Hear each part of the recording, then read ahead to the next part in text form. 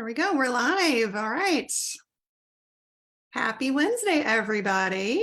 So I am here with my friend, Frances Zopp. She is a health coach, and I'm going to let you tell us exactly what you do, Frances, because I think it's very cool. Okay, well, thank you for having me here, Maggie. I am a fitness and wellness health coach. I work primarily with Gen X former athletes who are interested in developing their second half strategy. And what I mean by that is that most athletes look at life like a game, and everybody knows that you win the game in the second half. And that means you have to come up with a different strategy. The first half was easy. Maybe you were running on adrenaline. Second half is brass tacks. And that's where we are when we get over a certain age. I won't cite that age because it's different for everybody. But we start to run up against the reality that maybe our bodies don't work the way they used to. Maybe we have way more obligations than we used to. Maybe we are just tired more. And for women, certainly dealing with issues around perimenopause changes things. So you want to feel powerful and comfortable in your own body again. That's where I come in. It's not that you don't know how, because you probably do. You probably know how to do a squat. You probably know how to do a push up, even if you can't do one all the way. You probably know how to run. It's about getting all that noise in your head out of the way so that you go back and do it and enjoy it and make it something you feel passionate about. So that's kind of what I do. So two things that you said there that I hear a lot and that really resonate with me is one, so many women I speak with, 40 and over, say, I want to feel comfortable in my own skin. Like they did at one point and things change and it's gone. And like you're saying, it's just, you know what you need to do, but it's so hard to do it. Yeah, it sure is, because because things have changed and we're maybe not as carefree as we used to be, and maybe that's a good thing. You're not just going to go out there and do the newest, hottest thing because you're like, yeah, that's not for me. But then you don't want to go do the sit and be fit class at the gym where you're sitting in a chair lifting 1 pound weights. You're like, there's got to be something in between. There probably is, and you probably know what it is, but getting all of that noise out of the way. I help clients figure out what they want out of a workout, what they want out of the movement that they're doing, what they're trying to achieve, and then we break that down into the tiniest little steps to figure out how to get there. Well, that's awesome. I mean, just the amount of interest that I got from putting this up in our group, last Wednesday, Thursday. Yeah. And so many people said, yes, I need to know about that because it's so hard. And like, I am right there in the group of people you're talking about.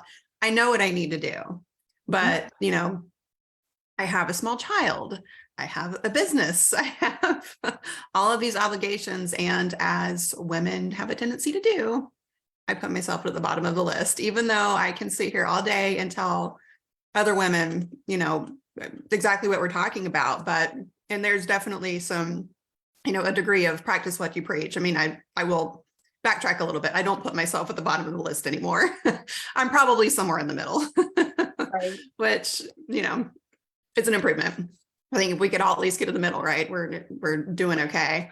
But I would personally love to put myself at the top, and I think at some point we're able to. But for those of us in this period of life where, we're either still caring for kids or we're that sandwich generation where, we're caring for our kids, whatever age, and our parents, it can be really hard to make a priority. So, let's start with some mindset shifts that we can put into place for ourselves. What do you recommend? How does that work? Well, a lot of the people that I work with look at exercise and working out as a have to and a should. And I'm sure you've all heard the term shitting all over yourself, that, I really should get to the gym. I really should just take the dogs out for a walk. I really should spend some time on myself.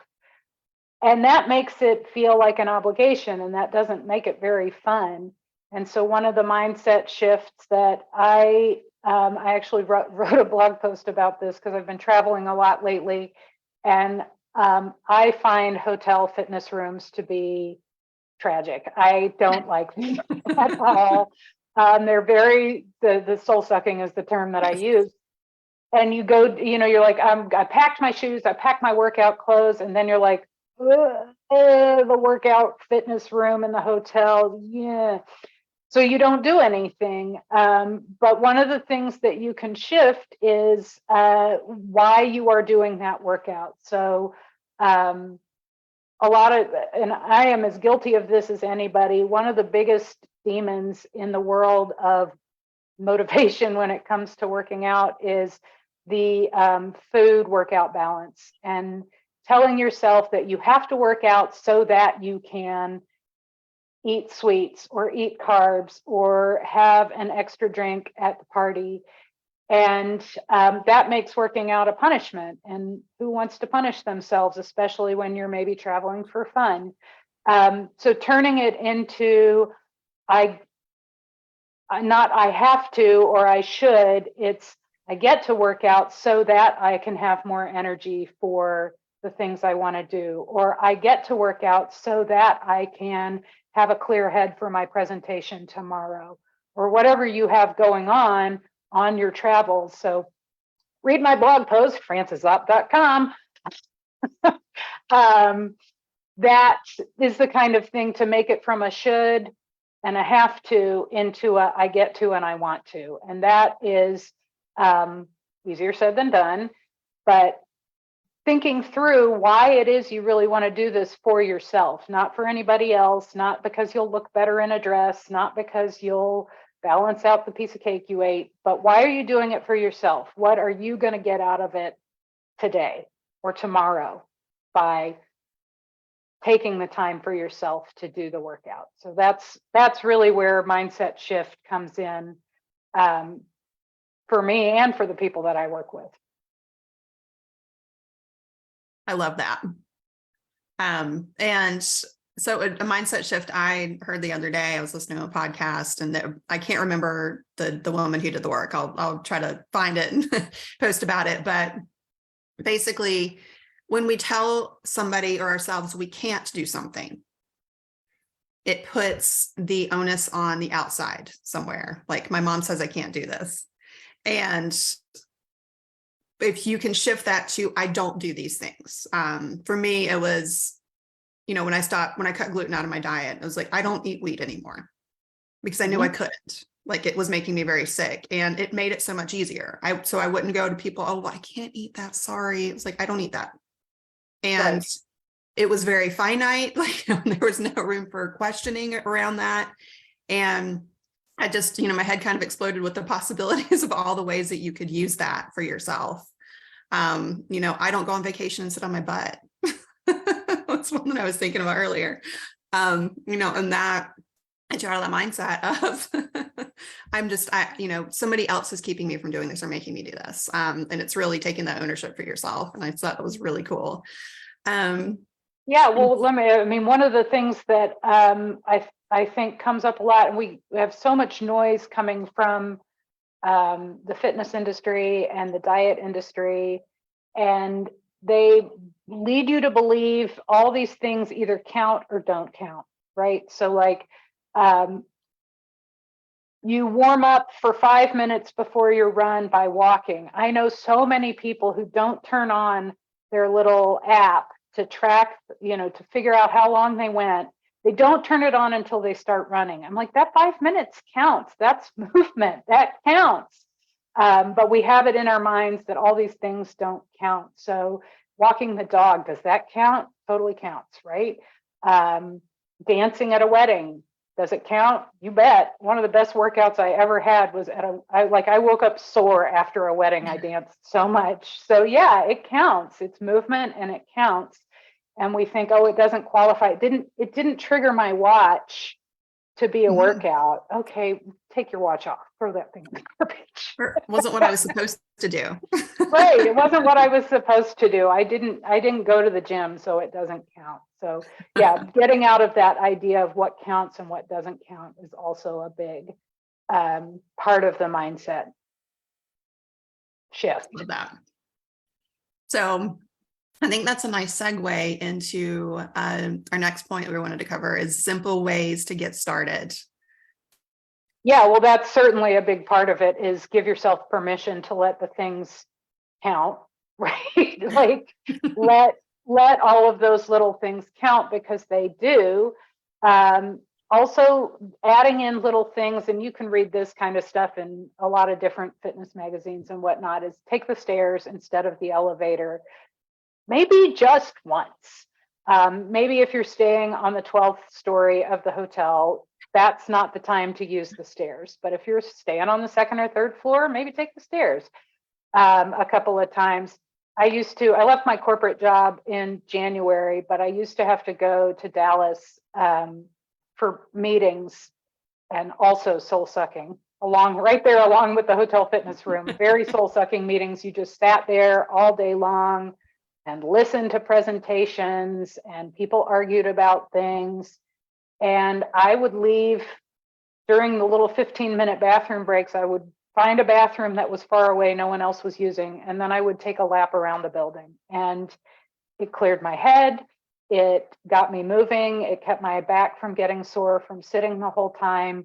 And people thought I was bonkers. They were like, "Oh my God, what are you doing?" I'm like, I'm taking 15 minutes for myself is what I'm doing. And they got used to it over time. I went to these meetings for several years, and they were like, "Oh yeah, Frances is doing her walk thing again." But just adding in little things like that. Also finding things that are at your level. I have a client right now who's she has done tons of things in the past, but she hasn't done much lately. And so she's at beginner level. And so don't go in for like the hardest thing that's going to put you right back in the physical therapist's office. Do something easy. Do something that you can do.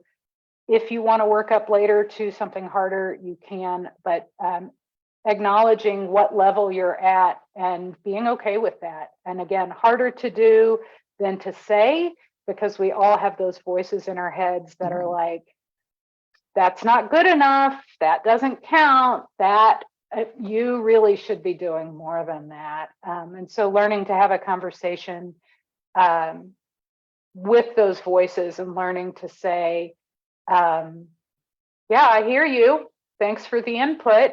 And then going ahead and doing what you know in your heart and in your gut is the right thing for you. I actually teach a class about that exact subject. Oh yeah? Yes. I would love to know more about We call that. it the voice of judgment. We have a whole emotional intelligence mindset course. It's over 8 weeks. And the second week, we talk about our voice of judgment, and we actually outline it and like anthropomorphize it and assign it names and pictures and all of these things, because like you said, it's always in there. Yeah. And it's never right.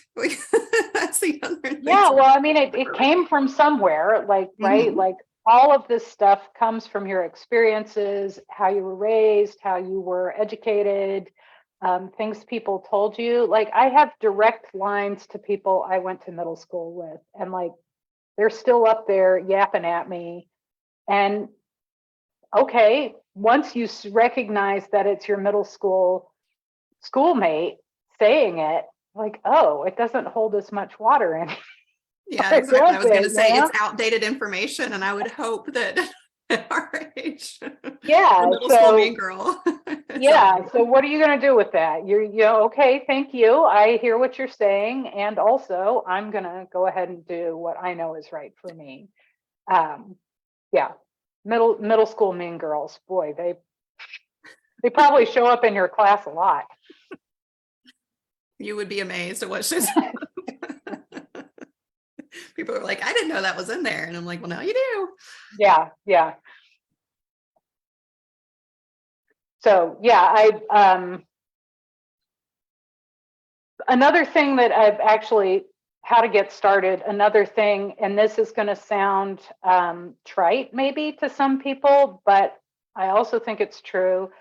Back when I was running, I was trying to run faster, and now I just run, right? Like, I'm not so invested in my speed. I just run for the enjoyment of it. But I was really wanting to run faster, and I was reading a book about it, and it said, you can't run faster until you run faster. And I was like, oh, like mind blowing, right? Like, and sometimes, like, you can't start working out until you start working out. And you can look at any category of life, and we're all guilty of it. Like, I'm gonna learn Spanish, and the way I'm gonna do that is I'm gonna research the best language app for 7 weeks before I pull the trigger, right? Like, we get into research mode and we do all these things, but sometimes you just gotta go. You just gotta do a thing, and you gotta start, and that can sometimes be what it takes to get it going. I think for a lot of people, myself included, working on that perfectionism, like when you start anything, like I see it with people, when I work with who want to start exercising or, making changes to their diet, we have this idea in our head that it is all or nothing with everything. And when you really think about it, there is very few things in life that are all or nothing. Like very little in life is black and white. Yeah. So in my corporate life, I learned the phrase, don't let great get in the way of good. And I think that's another mind-blowing moment for me. I was like, oh yeah, because you can nitpick over something endlessly to try and get it to be exactly right and never get started. Because you're just hung up on making it exactly right, and you're never going to get that A+ because you're never going to turn the assignment in. So go ahead and turn the assignment in and get a B+. It'll be fine, right? And that's so common for women our age. Yeah, probably women of all ages. One that I heard that blew my mind, and it really helped shift my perfectionism, is it was a marketing podcast, and they were talking about this like really successful marketer who her whole thing is it has to be a C+ to get out the door the first time. And, anybody who's perfectionist is like, oh no, no, it has to be an A+. And it really helped me. Like, this woman is so successful. Like, she has a multi-million-dollar a year business, and she has to have it as a C+ to get out the door. So if she can do that and be successful, all of us can. Yep. So that's my question for myself with anything now. Is it a C+ or better? Excellent. Moving on. Yeah. I think that's great. A great way to look at it. Like, yeah, that counts. It's the same as the other stuff. That counts. That's a passable grade. It's fine. It is fine. Exactly. It is fine. Yeah. And so our next point, I think this is, again, a good segue into this, is how to start making physical activity a part of your just like regular daily routine. It's just like a thing that you do. Well, a lot of the things we already talked about is like choosing something that's at your level, because if you choose something that's too hard, you're going to burn out immediately and not keep doing it. Really breaking it down into doable chunks is also a big part of it too. So maybe step one is to put it on the calendar, right? Like, but I also work with a lot of people who are like, I block it out on my calendar to go to the gym after work every day, and then I don't.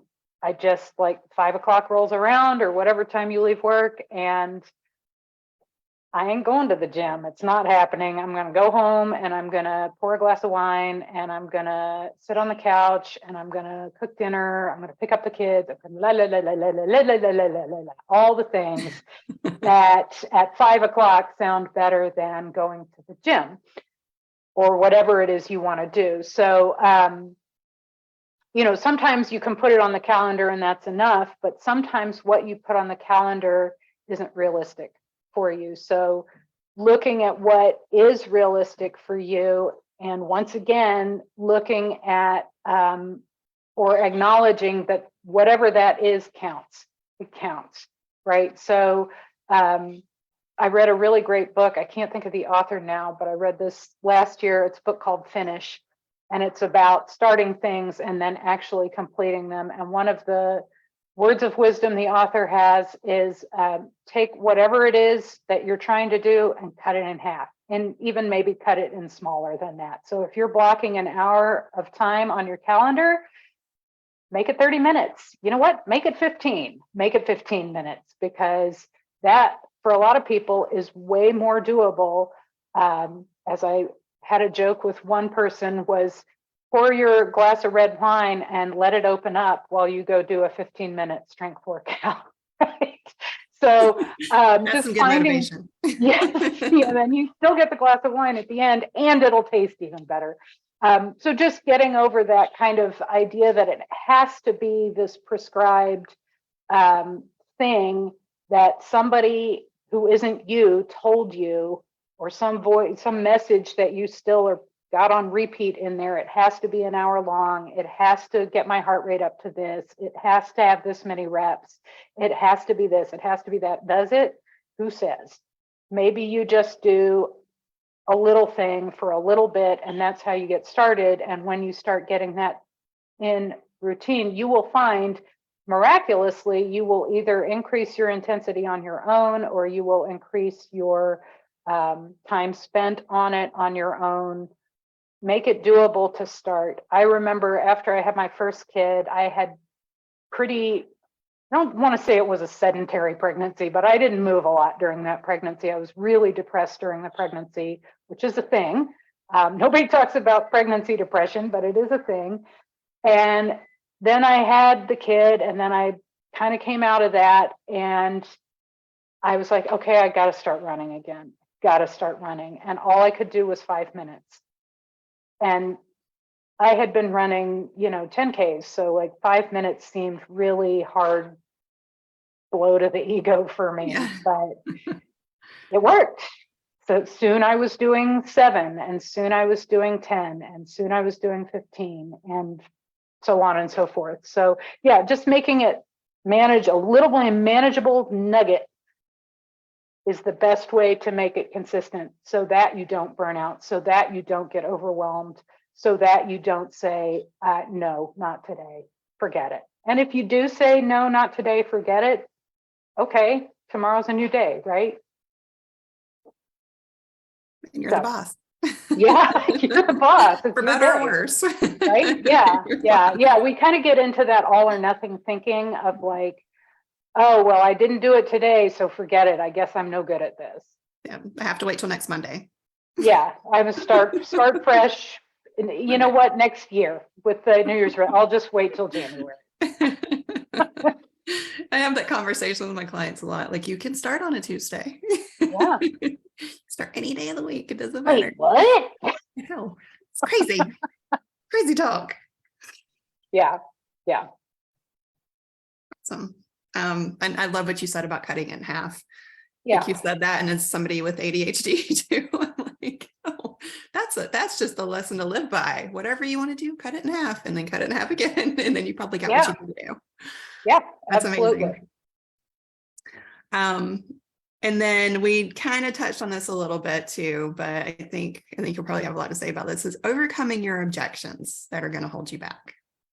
Yeah, well, again, it's for me, it's really about being open to hearing what those objections are and getting curious about what they are and where they're coming from.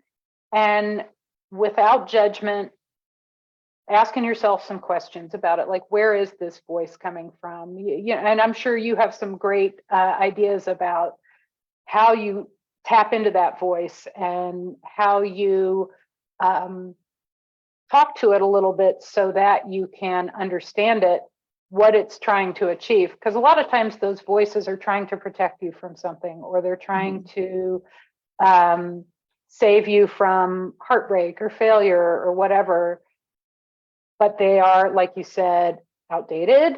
Or what else are they, Maggie? What are besides outdated? What else Fear-based. are they? So Fear-based, I like to yeah. talk about the critter brain. So when we talk about changing, our brain panics. Even if, we're doing something that is trying to help ourselves, to make us healthier, ending a bad relationship, like quitting a toxic work environment, like whatever that is, we know we need to do it, but our brain is like, no, that is change. We're fine because we're alive. Right. And so don't change anything, like stick with the status quo, even though, I got to do this thing. And so, like you said, taking those little tiny chunks, right? Like you say, okay, I've got to get in shape and, back to cutting it in half, right? Right. I got to lose 50 pounds and I'm going to, bench press 280 and all of these things. And you haven't worked out ever. And you haven't worked out, something just outrageous, right? You have not worked out ever. Or, Right. it's been 20, 30 years. Well, you're not going to, if you tell your brain that that's where you're supposed to be, you're going to find every excuse in the world not to do it because it is so far away. It is so far removed from where you are now. It's like you said, cut it in half again. In that case, cut it in half again. Yeah. And, start with the 5 minutes. Like that's how Ed Sheeran got in shape. Somebody told me this the other day. I was like, that's just really cute. I think he's just adorable. And, I'm not a huge fan, but I just think he's precious. And he was kind of overweight a couple of years ago when somebody asked him, well, what'd you do? What changes did you make? And he said, I started working out for 5 minutes a day. And that was it. And he just committed to 5 minutes a day. He's like, I know I can do that. There's no reason I can't. I can do it. Yeah. And then I'm sure he's worked his way up to other stuff at this point. But it's making sure you're not scaring yourself to whatever it is. And then, like you said, having that conversation. My favorite question is it true? It applies to so many things. It's for me, when my anxiety starts to get out of control and I start to spiral, is it true? 99% of the time it's not. Whatever I'm thinking about is never going to happen. And in that 1% of the time, okay, yes, it's true.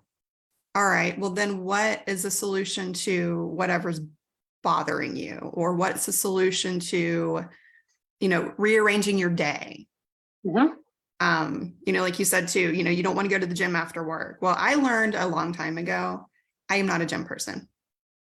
Like I thought I had to go to the gym to exercise. It turns out there's lots of ways to exercise, right? Yeah, I mean, and one of the great things about the pandemic, there are a lot of not great things about it, but one of the great things was how much stuff became available online that you can do at home, and that you can do without, sometimes people are too embarrassed to go to the gym, or they don't like the noise of the gym, or they can't afford the gym. There are all these different reasons that people don't want to go to the gym, all valid.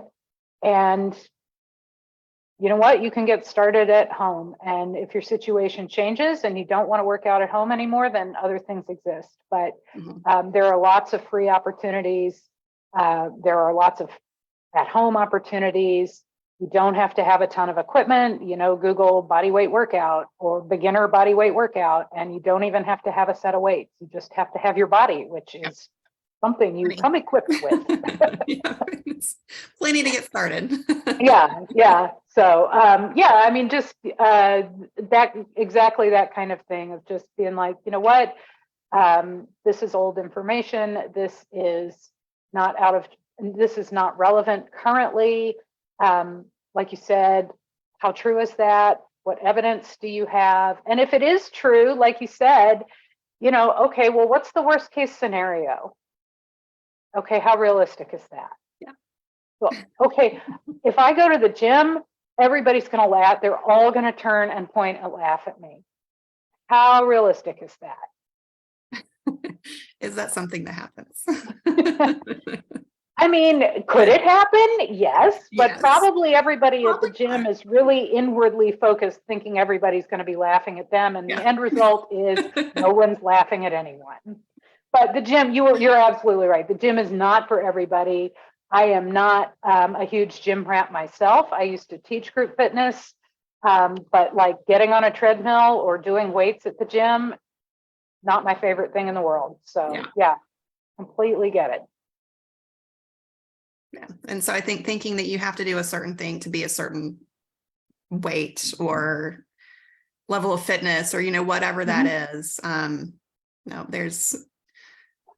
Yeah, I will tell you another thing. I had a client I was working with, and she's like, I'm just not that kind of person.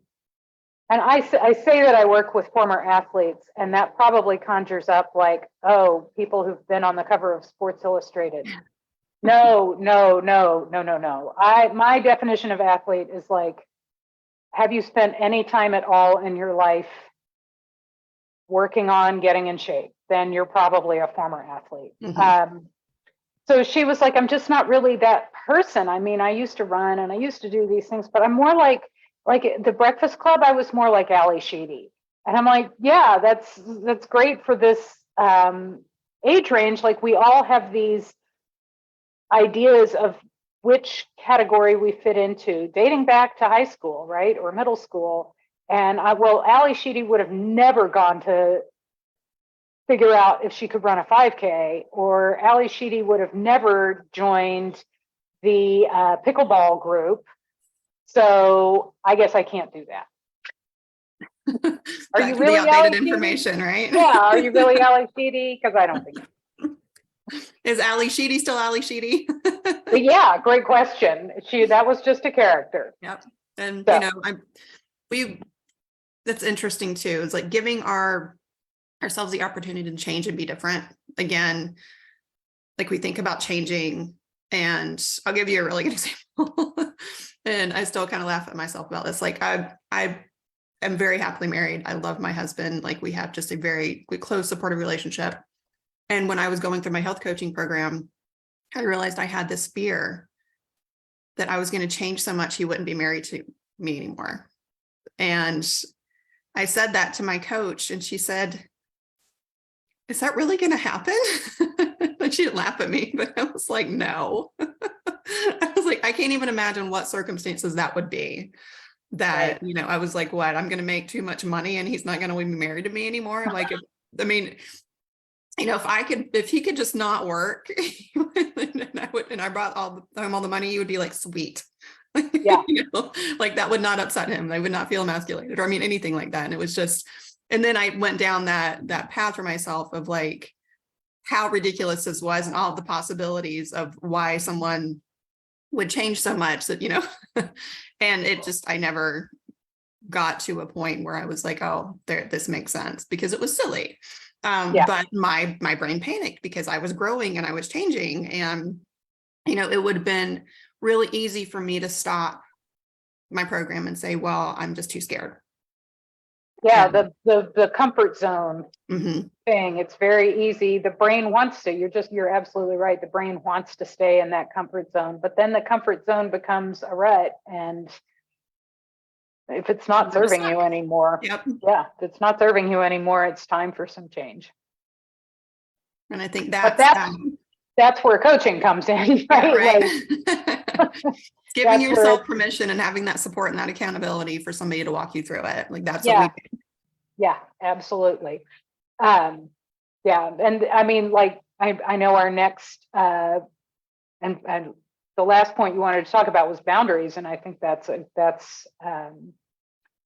leads right into that as well. Like that idea that you have to be a certain thing and you're going to just let everybody else dictate what your life is for you. Like, I can't do X because because so-and-so will respond in a certain way, or I can't do X because that will affect this situation in a certain way. And sometimes that's true. Like, I have to go pick my kid up from school because, well, I mean, he's 16. Honestly, he could walk home if he needed to, but but I have to go pick up my kid. Yeah. I'm sorry. There's a lawnmower going right by my house. I don't know if you can hear that right now. I apologize. I did not anticipate that.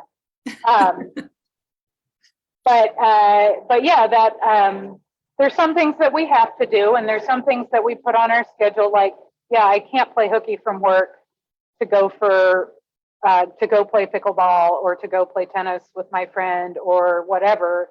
Yeah, you gotta go to work. You gotta do things. Mhm. But what comes up for women a lot, and surely some men too, but I see it more frequently with women because I work with women more, is that they're like, okay, I want to do this thing for myself, and then something external comes up and they're like, oh no, I gotta manage that situation. So I can't take care of myself because I've got to manage this other situation. And then you end up spending your whole day managing other situations, and you then end up not managing yourself at all, right? Like, you're like, I didn't eat what I wanted to, I didn't get my toes done, I didn't read the book I wanted to read, I didn't take a nap, and now I feel crummy and I'm mad at everybody else. Yeah, that sounds about right. Yeah. And back to putting ourselves at the bottom of the barrel. Everybody Yeah. else is more important. And like I said at the beginning of this, even I think trying to put yourself in the middle somewhere. I think especially when you have small children, like they really do need to come first. Mhm. But it's really easy to make excuses to put them first so that we can give into our own fears and our own anxieties and say, well, she needs me. I can't take 15 minutes to myself. Yeah. And what I've done is, because I was having a conversation with a coach friend about this, and she was like, well, how can you prioritize yourself and put yourself first so that you can exercise? Because, I've got 2 dogs and a 7-year-old, and everybody wants to be up in my business. So like I have to arrange my day in some way that I can have that time to myself. And I said, well, I can get up, like I don't mind getting up at 5:30 in the morning. I'm a super early bird. But when I get up, then the dogs get up, and then the kids get up. She just wants to be in my face.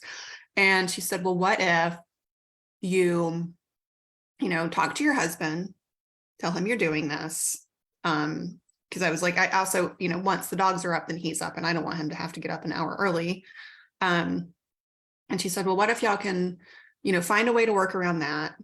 And she said, if your daughter wakes up, just tell her to come sit with you, come downstairs with you. And I said, she might be old enough to do that now. Because I had tried a couple of years ago and she just wasn't old enough. She was still just all over the place. But I tried it. She comes downstairs with me and sits. We have a little like nugget couch. She hangs out on the nugget and looks at her tablet. Sometimes she'll exercise with me.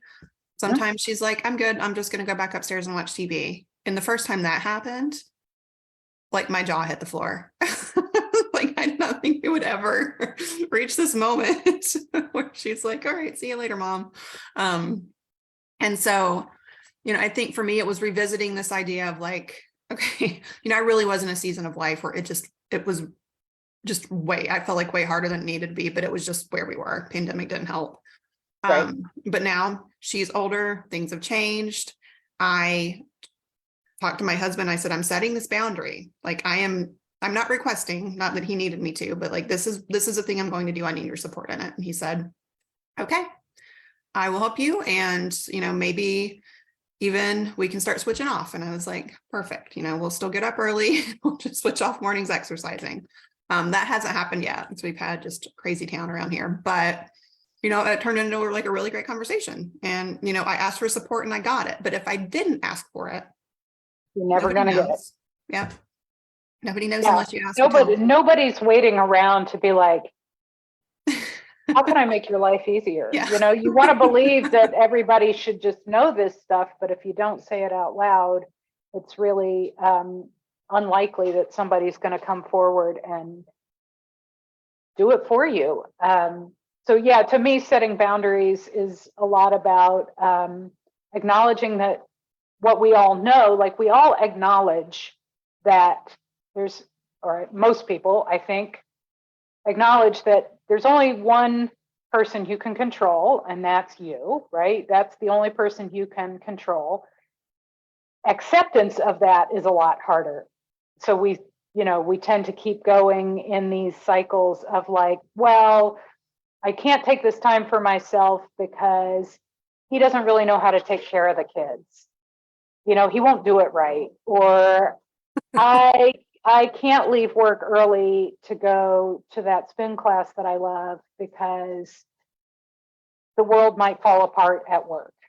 And that's a great time for that same question, like, how true is that? Yeah. Like, Is it true? how true is it that the world, there are days that maybe the world will fall apart if you leave early to go to the spin class, but most days, probably not.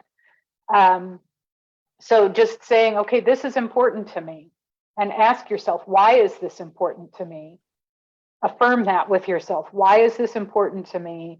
And what am I letting get in my way of doing it? Because that's going to reveal something to you that then you can work with. Then you're like, okay, I'm letting my belief that my husband doesn't know how to take care of the kids get in my way. Well, how's he going to get better at taking care of the kids? You can't run faster till you run faster, Yeah. right? Same for you can't. He's not going to be able to take care of the kids till he takes care of the kids. Yeah. So start somewhere. And if he doesn't do it the same way you do, that's okay too. You'll figure it out. Oh man, that's a thing that that I feel like is a big lesson for people. Like, well, he doesn't do the laundry right, so I still do it all, but I hate doing the laundry. I'm like, okay, what does he do wrong? Like, maybe let him do his clothes wrong, and then that's his problem, right? And then maybe you only do yours. So yeah, the boundaries thing for me is often what I see is somebody who's struggling with boundaries, and I say what I see, but I mean, I include myself in that because I think we're all constantly in a state of learning how to set our boundaries given whatever the circumstances are. But that failure to establish your own boundaries is probably because you're trying to manage some other situation and you're not letting that situation do its own thing. Yeah. Right? Play you out. can control you. You can control you and only you. And the more you're trying to control others, the probably the less likely you are establishing your own clear boundaries. So I love that. yeah, that's kind of that's like that's my hot take on boundaries. It's a good hot take. Thank you. So yeah, I don't know how many people you have on here, but I would love to offer a free consultation to anybody who's on here. Do you have that link, Maggie? Yeah, so you can click the link in the description to just schedule a session with Francis, and I'll update it to you and put a link to your website as well, so people can come check you out. And don't forget to Boundary Brilliance Bootcamp starts Monday. So we're going to be talking all about boundaries. Yeah. For 5 days. It's going to be awesome. All right. Well, thank you so much, Francis. This has been great. Yeah. Thanks for having me, Maggie. I really appreciate it. And I hope to see some of you all on Zoom soon. Absolutely. All right. Bye. Bye.